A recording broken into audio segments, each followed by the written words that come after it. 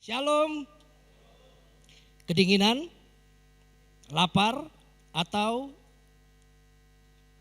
shalom semuanya. Puji Tuhan, senang sekali saya boleh kembali ada di PD Immanuel ini. Merupakan kebahagiaan tersendiri karena ini sudah merupakan, tempat ini sudah merupakan seperti kayak rumah saya sendiri. Dan saya bersyukur karena untuk kesekian kalinya saya boleh ada di tempat ini. Dan kita sudah masuk di bulan Desember, tidak terasa ya saudaraku. Rasanya baru kemarin kita Happy New Year 2025. Ini sekarang tiba-tiba sudah ada di penghujung tahun 2025, sebentar lagi Happy New Year lagi 2026. Saudara, siapa yang percaya dan siapa yang berasa bahwa memang ini waktunya cepat banget?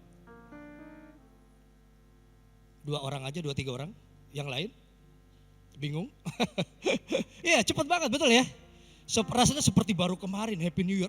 Tahu-tahu ini tiba-tiba udah Natal lagi, saudara.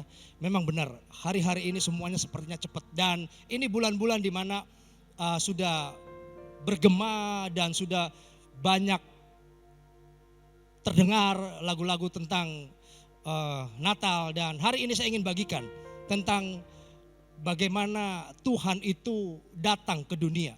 Untuk apa sebenarnya Dia turun dan datang ke dunia. Nah, tema hari ini adalah Raja Damai telah datang. Katakan Raja Damai telah datang. 2, 3. Yesaya 9 ayat yang kelima berkata demikian. Yuk kita baca ayat ini dengan suara yang terdengar di telinga kita semuanya. 2, 3. Sebab seorang anak telah lahir untuk kita.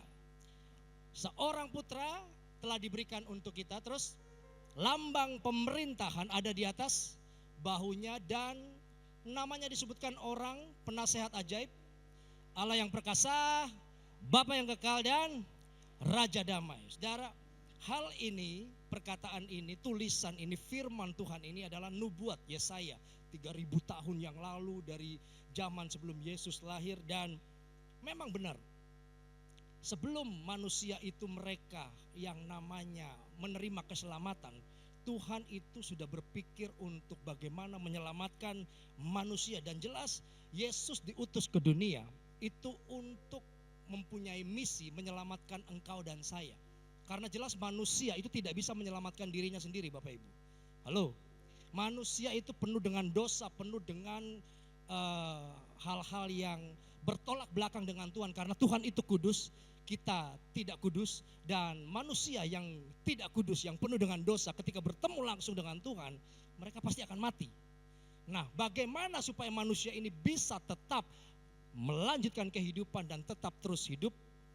Tuhan berpikir untuk engkau dan saya, dan Tuhan itu akhirnya berinkarnasi. Katakan inkarnasi, menjelma menjadi manusia, turun sama seperti engkau dan saya menjadi manusia Yesus Kristus. Dan ini ayatnya yang barusan kita baca, bahwa dia disebut sebagai Raja Damai. Dan memang kita semuanya harus tahu bahwa Tuhan itu adalah Tuhan yang memang Raja Damai. Yang sepakat dengan saya katakan amin. Dia penuh kasih. Dia ajarannya itu bertolak belakang dengan banyak sekali ajaran-ajaran yang sangat-sangat tidak masuk dalam logika. Mana ada, saudaraku, ketika Yesus memberikan sebuah pernyataan, ketika engkau disakiti oleh musuhmu, jangan membalas dengan kejahatan, tapi balaslah dengan kebaikan. Saudara, kita logik aja lah. Saudara, kalau dijahatin, daging Anda itu pasti ingin membalas atau tidak, betul? Anda semua orang-orang suci, haleluya. Betul ya? Oh iya dong, kalau Anda dijahatin, disakiti, dagingmu itu pasti akan berontak, pengen membalas. Tapi Tuhan jelas memberikan statement yang sangat bertolak belakang dengan logik manusia, bahwa jangan membalas kejahatan dengan kejahatan, tapi balaslah kejahatan dengan kebaikan. Bahkan hal yang sangat membuat kita itu berpikir, Tuhan berkata, ketika engkau ditampar pipi kiri, kasih pipi. Kalau manusia pada umumnya ketika ditampar, mau ditampar, tangkis pakai tangan kanan, tangan kiri masuk. Betul? Itu manusia. Tapi ini Yesus jelas sangat-sangat memberikan kepada kita hal yang bertolak belakang. Makanya kenapa dia disebut sebagai Raja Damai yang membawa sebuah perubahan besar dalam setiap kehidupan kita manusia. Karena pada dasarnya manusia itu suka dengan kekerasan, suka dengan kehancuran, saling membalas, mata ganti mata, gigi ganti gigi, nyawa ganti nyawa. Dan itu semua Taurat. Dan Yesus turun ke dunia, dia membawa sebuah perintah baru. Halo, kasihilah sesama manusia seperti dirimu sendiri. Dan itu adalah hukum yang sangat luar biasa, saudaraku. Dan hari ini saya ingin ajak Anda untuk kita sama-sama melihat. Katanya dia seorang raja, tapi kok dia lahir di palungan. Saudara, kalau Anda tahu tentang palungan, palungan ini adalah tempat untuk makanan hewan. Di situ ditaruh jerami. Dan pada saat dimana ketika Maria itu tengah hamil besar, mereka sedang minta untuk apakah ada yang mau memberikan rumahnya, dan semua orang menolak dia. Karena buat orang Yahudi, saudaraku, ketika rumah atau tempat penginapan mereka dipakai, kemudian waktu proses kelahiran ada darah di situ, itu buat mereka adalah sebuah kenajisan. Jadi makanya kenapa ketika mereka lihat, woi, tengah hamil besar, kamu mau pakai tempat kami? Sorry, kami tidak akan terima. Dan mereka ditolak sampai akhirnya berputar, tidak ada yang terima mereka. Sampailah mereka di kandang domba. Dan ini merupakan hal yang buat saya, dia raja loh saudaraku. Harusnya kan kalau raja itu lahir di tempat yang the best, betul? Bapak Ibu atau orang tua, ibu-ibu yang pernah melahirkan, ketika Anda sudah tengah hamil besar, mungkin sudah masuk di bulan usia sebulan yang HPL udah mau brojol gitu istilahnya, mau lahiran, Anda pasti akan mencari rumah sakit terbaik untuk kelahiran anak-anak Anda, betul? Pernah Anda berpikir untuk lahir di kandang domba? Halo? Enggak ada, pasti enggak mungkin. Semua pasti berpikir untuk lahir di tempat yang terbaik. Tapi Yesus, dia raja, dia mulia, dia rela menjadi hina supaya kita yang hina ini diangkat dan dimuliakan. Saudara, engkau berbahagia karena engkau mengenal Yesus Kristus sebagai Tuhan dan Juru Selamat. Dan engkau datang malam hari ini. Ini adalah hal membuktikan engkau tidak salah tempat dan Tuhan sangat mencintai engkau dan saya. Yang amin 5 orang. Amin. Ya. Makanya kenapa dia rela, saudaraku, lahir di palungan. Dan jelas hal ini merupakan hal yang harusnya kita itu syukuri. Waduh Tuhan, thank you, kau datang. Seharusnya engkau di tempat yang terbaik, tapi engkau ada di tempat terhina, supaya saya yang terhina ini ada di tempat mulia, supaya saya yang miskin ini diperkaya. Dan jelas, saudara, ketika Yesus ada, Yesus lahir ke dunia, dia adalah akses, dia adalah jalan masuk. Katakan akses. Saudara, pintu di depan Anda itu yang Anda tadi masuk, Anda lewati, itu akses. Kalau Anda selama tidak lewat situ, itu pintu utama. Mungkin Anda bilang, oh Pak bisa lewat sini. Enggak, ini pintu semua saya kunci dan satu pintu itu saja Anda bisa sampai masuk ke sini, itu Anda harus melewati situ Bapak Ibu. Kalau Anda tidak melewati, bisa masuk ke situ, pintu itu dikunci, saya percaya Anda tidak akan bisa sampai di tempat ini dan melihat ikut ibadah seperti ini. Yesus itu adalah akses dan pintu untuk setiap orang yang percaya kepadanya akan bisa sampai kepada surga yang kekal. Karena jelas dia sendiri berkata bahwa akulah jalan, kebenaran dan hidup. Tidak ada seorang pun yang datang kepada Bapa kalau tidak melalui aku. Karena jelas ketika manusia jatuh di dalam dosa itu ada jurang besar, ada penghalang di mana jarak antara manusia dengan Tuhan. Dulu jauh hubungan manusia dengan Tuhan, mereka nggak bisa dekat. Tapi Tuhan jelas sekali lagi, saya ulangi, Tuhan berpikir untuk kita supaya kita itu tidak ada yang binasa, kita menikmati keselamatan. Makanya berbahagialah engkau malam hari ini mengenal Yesus, percaya kepada Yesus, karena dia adalah penghantar, penghubung di mana manusia kita yang berdosa tidak pernah bisa sampai kepada Bapa ketika kita percaya dengan hati kita, mengaku dengan lidah kita bahwa Dia adalah Tuhan dan Juru Selamat, maka saya percaya engkau akan sampai ke surga yang kekal. Yang percaya dengan saya, tepuk tangan buat Tuhan yang luar biasa. Ada amin? Ya, saya tidak bisa sampai ke sini kalau saya tidak lewat jalan yang mengarahkan saya untuk ikut tanda-tanda sampai ke GBI Gajah Mada. Kalau saya ngelawan, saya nggak ikuti tanda itu, saya nggak akan sampai ke sini Bapak Ibu. Yang mengerti katakan amin. Anda pun, kalau Anda sampai di depan situ, pintu itu tidak dibuka, dikunci, Anda tidak akan bisa masuk. Itu adalah akses. Yesus pun demikian, karena Dia adalah jalan, kebenaran, dan kehidupan. Dan jelas itu perkataannya yang memberikan kepada kita sebuah jaminan bahwa kalau tidak melalui aku, tidak ada satu orang pun sampai kepada Bapa. Artinya tidak ada satu orang pun sampai ke surga yang kekal, yang mulia. Nabi boleh banyak, rasul boleh banyak, tapi Tuhan tetap satu. Yang percaya dengan saya katakan amin. Oleh sebab itu malam hari ini, coba saya ingin ajak Anda untuk berpikir kembali. Jangan sia-siakan kebaikan Tuhan dalam kehidupan kita. Anda mungkin datang ke tempat ini, Anda mungkin terlalu sering dengar firman Tuhan, atau Anda mungkin terlalu sering dapat kebaikan-kebaikan Tuhan sampai Anda itu tidak menghargai kebaikan itu. Jangan saudaraku, hargai dan bilang sama Tuhan, thank you Tuhan. Aku sampai hari ini masih diberikan nafas hidup, sampai hari ini masih diberikan kesempatan untuk bisa melihat orang-orang yang aku cintai, diberikan kesempatan untuk bisa menikmati kebaikan-kebaikanmu yang sampai hari ini aku nikmati. Thank you. Pernahkah Anda dengan kehidupan Anda melihat istri Anda, kemudian Anda berkata, Tuhan terima kasih buat istriku yang cantik dan Engkau tempatkan di sisiku.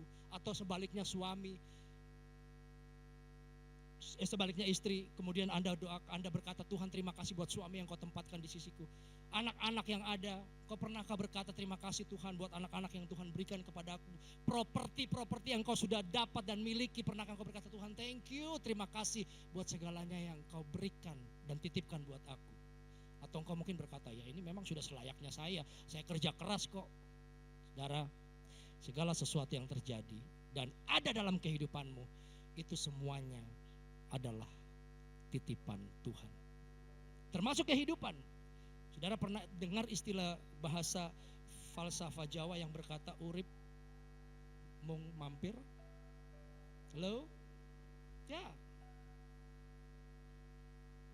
Dan semua yang engkau punya, harta, kekayaan, apa yang kau miliki, saudara, itu hanya titipan. Jadi jangan pernah kau sombong, kau berkata, aku bisa. Kau cuma pengelola. Tuhan titipkan itu. Jadi jangan pernah sombong. Dan hari ini ingat bahwa engkau adalah orang-orang yang dicintai Tuhan. Toleh kiri kanan katakan, kamu dicintai Tuhan. Pastikan saudara, dia mendengar suara Anda, kamu dicintai Tuhan. Toleh kiri kanan, jangan lihat saya saudaraku. Toleh kiri kanan katakan, kamu dicintai Tuhan. Ya, hari ini dua hal yang ingin saya bagikan saudaraku. Jangan sampai kita sia-siakan. Tuhan Yesus datang ke dunia ini, tujuannya adalah supaya manusia itu diselamatkan. Katakan menyelamatkan manusia. 2, 3. Sekali lagi menyelamatkan manusia. 2 Petrus pasal yang ketiga ayat yang ke-9. Yuk kita baca ayatnya. 2, 3. Tuhan tidak lalai menepati janjinya. Sekalipun ada orang yang menganggapnya sebagai kelalaian. Terus tetapi ia sabar terhadap kamu karena ia menghendaki supaya jangan ada yang binasa. Terus melainkan supaya semua orang berbalik dan bertobat. Tepuk tangan buat Tuhan yang luar biasa. Saudara, ini hal yang harusnya kita syukuri. Tuhan itu tidak menghendaki engkau dan saya binasa. Dia menghendaki supaya kita semuanya berbalik dan bertobat. Poin yang saya tulis, hidupmu sangat berharga di mata Tuhan. Saudara, kalau hari ini mungkin Anda masih banyak mendengar intimidasi setan yang berkata bahwa engkau tidak layak. Engkau tidak perlu lagi untuk minta pengampunan sama Tuhan. Kehidupanmu sudah hancur. Engkau sering mungkin mendengar intimidasi setan yang ingin menjatuhkan engkau. Hari ini saya ingin tegas berkata sebagai hamba Tuhan di atas mimbar yang kudus ini, bahwa engkau adalah orang-orang yang dicintai, dan berharga di mata Tuhan. Yang amin 3 orang. Amin. Engkau berharga di mata Tuhan. Saudara, sesuatu yang berharga itu pasti perlakuannya beda. Saudara, apa yang Anda miliki di rumah sesuatu yang berharga? Apa? Saudara, saya pernah punya kesaksian, saudaraku. Jadi ceritanya saya ini waktu itu mau isi bensin, isi solar tepatnya, mobil saya solar. Saya masuk ke pom bensin, kemudian saya udah bilang sama pegawai yang bagian pegang nozzle itu, isi 200.000. Nah waktu itu diisi, saya kemudian ambil dompet. Waktu ambil dompet, saya tuh terbiasa tidak suka dan jarang sekali bawa tunai. Biasanya pakai debit. Saya lihat di dompet, langsung jantung saya deg-deg-plas, saudaraku.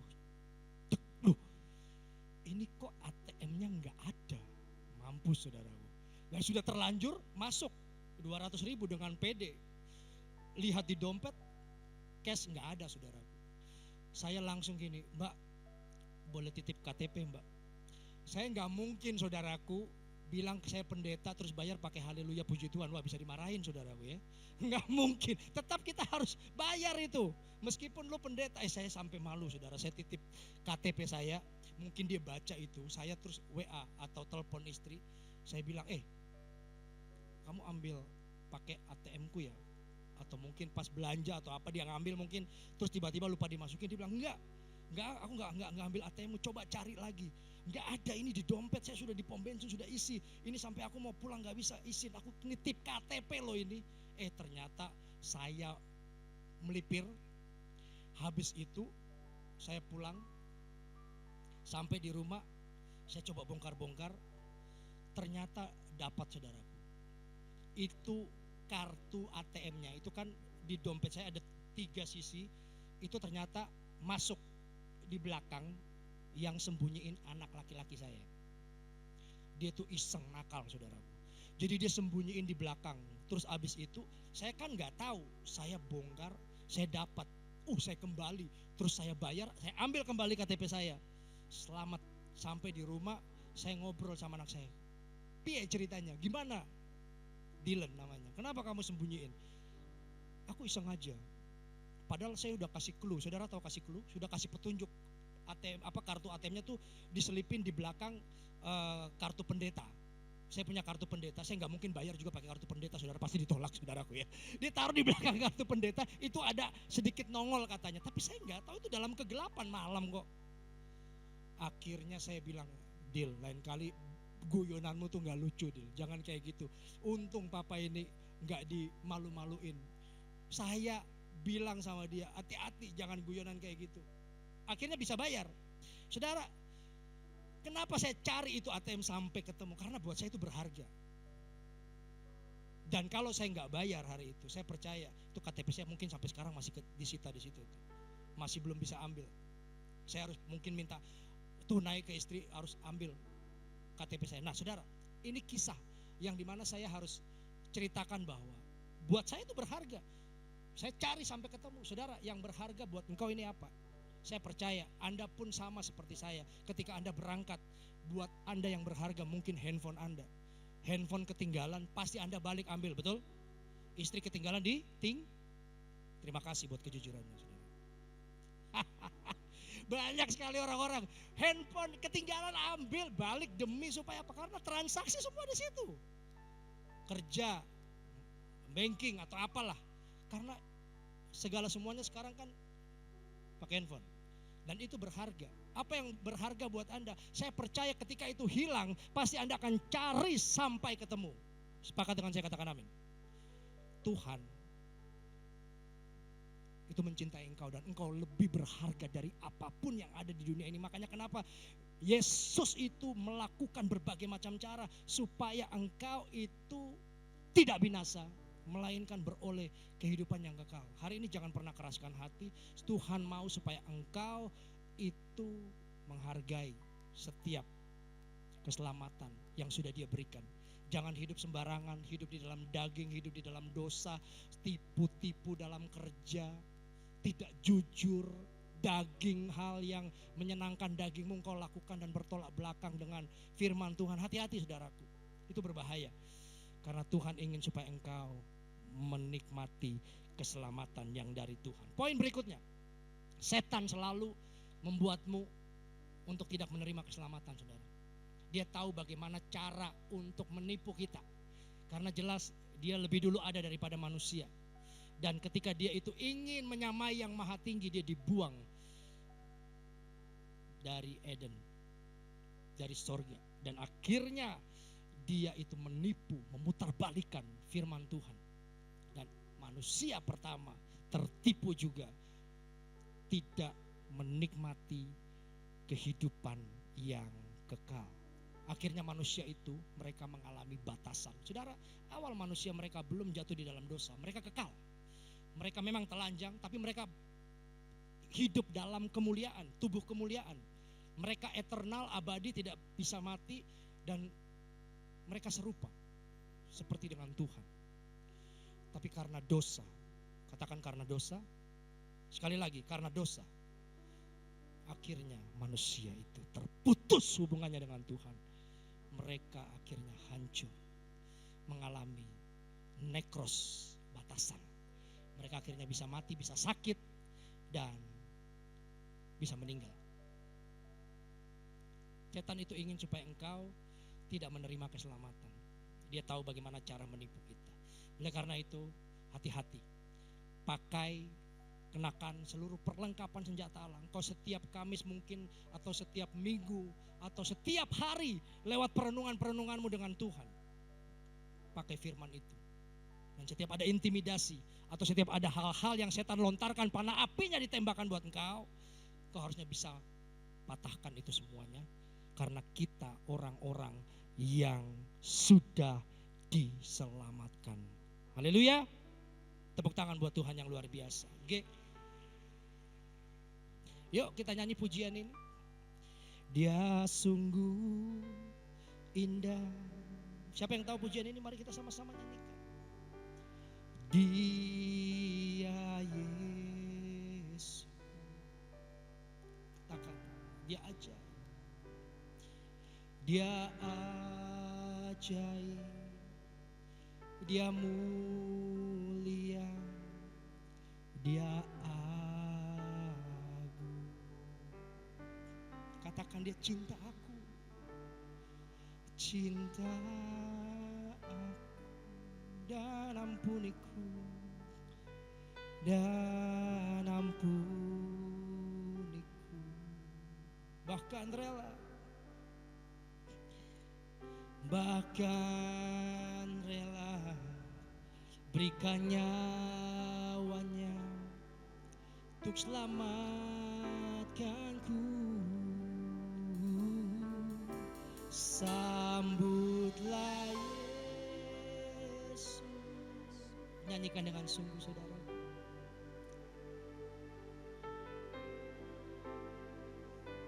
Beri dia hormat, beri dia hormat, pujian dan kuasa Yesus.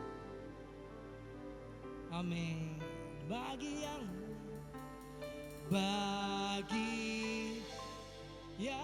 mulia, yes.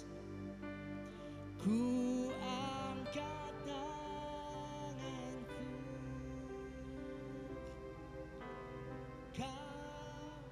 ku puja, ku cinta, ku sembah. Haleluya. Mari teman-teman sama-sama. Dia sungguh indah. Dia Yesus.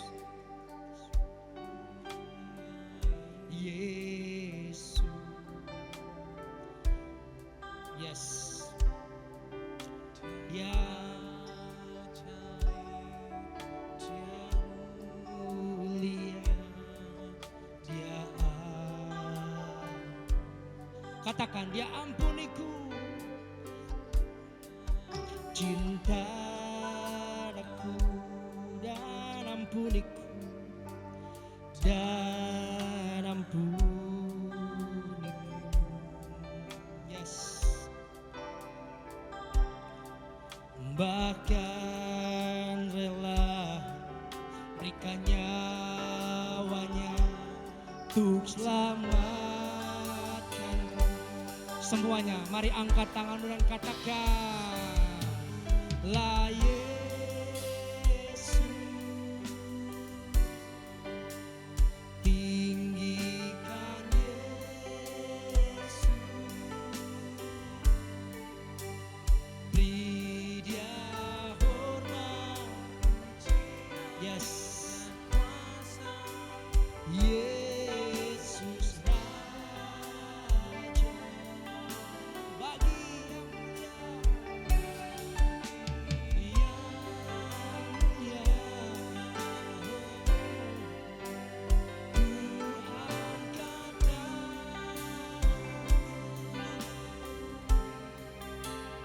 Kau ku puja, ku cinta, ku sembah.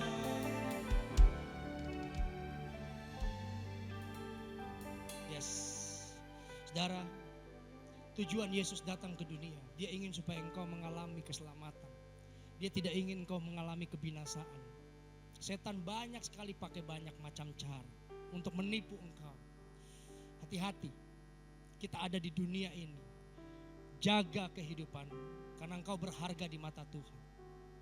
Setan suka merusak segala sesuatu dalam hubunganmu dengan suami istri, merusak hubunganmu dengan anak-anak, merusak pekerjaan-pekerjaanmu itu selalu. Dan jelas Bapa segala pendusta, dia adalah pencuri, pembunuh, dan pembinasa. Dan itu betul. Hati-hati, Tuhan ingin supaya engkau semua malam hari ini mengalami yang namanya keselamatan. Makanya dirayakan. Kurang 2 minggu lagi 25 Desember, ya 2 minggu lagi ke depan ya, 25 Desember kita akan memperingati, menikmati turunnya Yesus supaya engkau mengalami keselamatan. Karena apa? Manusia itu tidak bisa menyelamatkan dirinya sendiri. Mereka membuat yang namanya agama. Saudara tahu agama? Itu usaha manusia untuk mencari Tuhan. Gak ketemu, bos. Makanya kenapa Yesus yang harus turun, yang mencari kita. Saudara ingat ketika Adam jatuh dalam dosa, Adam dan Hawa, yang mencari dia itu adalah Tuhan. Manusia gak bisa. Usaha manusia berbagai macam apapun mereka lakukan, mendekatkan diri dengan Tuhan, tidak akan pernah ketemu, tidak akan bisa. Makanya Tuhan ingat, aku harus turun menjadi manusia Yesus supaya engkau diselamatkan. Ditukar, yang mestinya engkau mati binasa dengan segala dosa dan pelanggaranmu, tapi engkau tidak lagi mati. Dia yang mati menggantikan. Sehingga engkau yang dahulu jauh, ada jarak. Ketika Yesus berkata, sudah selesai di atas kayu salib, tirai bait suci terbelah menjadi 2. Tidak ada lagi jarak. Engkau bisa datang langsung, tembus, berdoa langsung, memanggil dia ya Aba, ya Bapa. Itu hebat, itu dahsyat, saudara. Dahulu, orang-orang dahulu, mereka kalau mau berdoa gak bisa, saudaraku, langsung masuk ketemu imam besar, gak bisa. Ada aturan-aturan yang terlalu banyak. Mereka gak bisa langsung masuk ke ruang maha kudus. Mereka harus berdiri di halaman, di depan pagar sana, saudaraku. Tapi Yesus menghancurkan aturan-aturan itu, supaya engkau bisa langsung direct, tembak, untuk berkata ya Aba, ya Bapa, aku berdosa. Kau tidak perlu lagi datang ke gereja seperti zaman perjanjian lama, datang bawa kambing, sapi, burung, manumprit, apa dan segala macam. Kalau itu masih berlaku, saya percaya gereja ini pasti baunya pesing, saudara. Ya saudara tahu ya, kalau banyak hari raya korban kan pasti bau-bau aneh-aneh, api-api, bau-bau asing gitu lah, saudara. Tapi itu tidak lagi berlaku. Kita dicintai Tuhan supaya engkau mengalami yang namanya keselamatan. Dan yang kedua, tujuan Yesus datang ke dunia untuk apa? Dia ingin supaya memulihkan dan melayakkan hidupmu. Katakan memulihkan dan melayakkan hidupmu. 2, 3. 1 Petrus pasal yang kedua ayat yang ke-10 kita baca ayatnya 2, 3. Kamu yang dahulu bukan umat Allah, tetapi yang sekarang telah menjadi umatnya, yang dahulu apa? Tidak dikasihani, tetapi sekarang telah beroleh belas kasihan. Tepuk tangan buat Tuhan yang luar biasa. Saudara, manusia tidak bisa juga. Selain mereka tidak bisa menyelamatkan dirinya sendiri, ketika mereka mengalami kehancuran hidup, mereka tidak bisa memulihkan diri mereka. Hanya Tuhan yang bisa. Karena saya banyak lihat orang, mereka berusaha berbagai macam cara untuk mencari kesenangan, mencari sesuatu yang seolah-olah menutupi supaya mereka itu tidak mengalami kehancuran, gak bisa. Karena bicara tentang hati, itu hanya Tuhan yang bisa. Orang terkenal, saudaraku, artis. Kalau Anda mungkin penikmat musik grang, saudara, karena saya berangkat dari musisi dan saya melihat kehidupan orang yang mereka itu tenar, kaya raya, ganteng, dipuja-puja. Tapi pada akhirnya mereka menghabiskan diri mereka dengan menembakkan diri mereka pakai pistol, saudaraku, di kamar hotel. Istrinya cantik, punya ketenaran, dipuja-puja dan terkenal. Grup musik namanya Nirvana kalau Anda tahu. Motornya namanya Kurt Cobain. Dia membunuh diri, mengakhiri diri karena ada yang kosong. Itu bicara tentang kalau kita sekalipun di luar terlihat wow, keren, tapi kalau hati kita bagian yang kosong itu tidak diisi oleh salib, itu tidak akan bisa, saudara. Karena manusia pada umumnya itu ada hal yang kosong. Dan yang hanya bisa memuaskan itu semua hanya Yesus. Makanya kenapa kita ini beroleh yang namanya belas kasihan. Katakan belas kasihan. Anugerah. Kalau kita tidak diberikan belas kasihan dan anugerah itu, selamanya kita akan mati. Poin yang saya tulis di situ, Tuhan sanggup memulihkan hidupmu yang hancur. Hari ini kau yang datang ke tempat ini, mungkin kau datang dengan keadaan yang dimana kau sudah tidak tahu lagi harus berbuat apa dan kau berkata, aku sudah tidak tahu lagi Pak Pendeta. Bahkan ini tempat, ini hari dimana saya ini sudah tidak tahu lagi harus melakukan apa. Hari ini, malam hari ini, saudara, kita akan altar call, nanti saya akan doakan Anda. Supaya Anda mengalami pemulihan yang dari Tuhan. Karena jelas manusia tidak bisa memulihkan dirinya sendiri. Bagian-bagian yang kosong itu hanya Yesus yang bisa isi dan memulihkannya. Bagianmu hanya bangkit dan move on. Haleluya. Saudara, lihat contoh ini. Ini adalah peristiwa wanita yang kedapatan berzinah. Nanti Anda baca sendiri Yohanes 8 ayat 1 sampai 11. Ketika itu ahli-ahli Taurat dapat ketangkap ini wanita sedang melakukan dosa di siang hari, kemudian dibawa, ditaruh di depan Yesus. Mereka bermaksud mencoba Yesus. Guru, ini ada perempuan yang kedapatan berzinah. Menurut hukum Musa, dia harus dirajam batu sampai mati. Menurut engkau gimana? Mereka ini sebenarnya sedang mencari-cari untuk menjatuhkan Yesus. Tapi Yesus tidak banyak ngomong, dengan ketenangannya, kebijakannya, dia cuma tunduk dan nulis di tanah. Dan pada waktu itu semua orang tertegun dan diam. Sampai ketika itu ada yang tegur lagi, ada yang tekan lagi. Guru, gimana ini? Perkataan pamungkas Tuhan Yesus luar biasa. Oke. Ini saya pakai bahasa saya sendiri ya. Bagian dari Anda, semua yang ada di sini, yang tidak berdosa, tidak pernah melakukan dosa, tolong ambil batu sekarang dan lempar dia yang pertama. Firman Tuhan berkata, mulai dari yang tua, itu kemudian mundur gerak, balik dan pergi perlahan. Sampai semuanya, dari yang tua sampai yang muda hilang semua. perempuan ini sudah nggak bisa lagi, dia udah nggak bisa angkat mukanya. Udah, kalau hukum Yahudi udah pasti mati, ketahuan bos, bersinah di siang hari, ketangkep ahli-ahli Taurat. Oh, itu bagian kesenangan mereka untuk menghakimi. Makanya Yesus bilang, mereka ini orang-orang yang seperti kuburan, dilabur putih, di luar kelihatan putih, dalam penuh tulang belulang. Dan akhirnya mereka semua pergi. Yesus berkata, hai wanita, wanitanya tuh udah gini saudaraku, udah takut, udah dia nggak bisa, dia udah bilang, wah ini aku udah habis hari ini, mati. Dia cuma bilang, Yesus bilang, mana mereka orang-orang yang mau menghukum engkau? Dia kemudian mulai angkat kepalanya. Wah, kok udah nggak ada? Mereka sudah tidak lagi ada untuk menghukum engkau. Demikian pula aku. Oleh karena itu, pergilah, pulanglah. Dan ingat kalimat terakhir. Dan jangan pernah berbuat dosa lagi. Saudaraku, pemulihan mungkin kelihatannya it's too late, terlambat, aduh gak bisa, ini udah pasti hancur. Itu kan kata kita, kata Anda. Halo? Amin. Kalau kata Tuhan tidak pernah ada kata terlambat.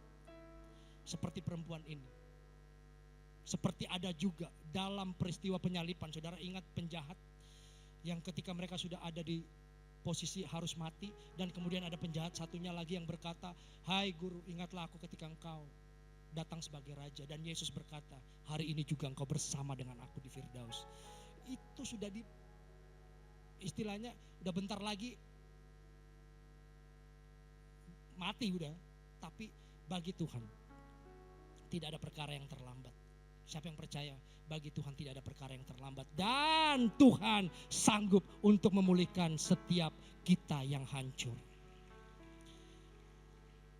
Makanya kenapa kata poin saya yang terakhir, tidak ada kata terlambat untuk bertobat.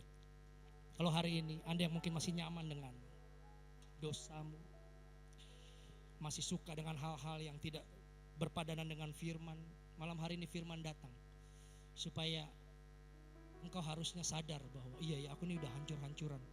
Aku ini mungkin dengan keluargaku udah gak ada kasih mesra, udah gak ada anggur manis. Aku dengan anak-anak ini juga mungkin udah hubungannya gak baik. Aku terlalu asik, terlalu sibuk. Aku dengan Tuhan mungkin cuma datang hanya karena rutinitas saja, store muka, tapi gak ada gairah. Hati-hati. Hari ini Tuhan akan memulihkan.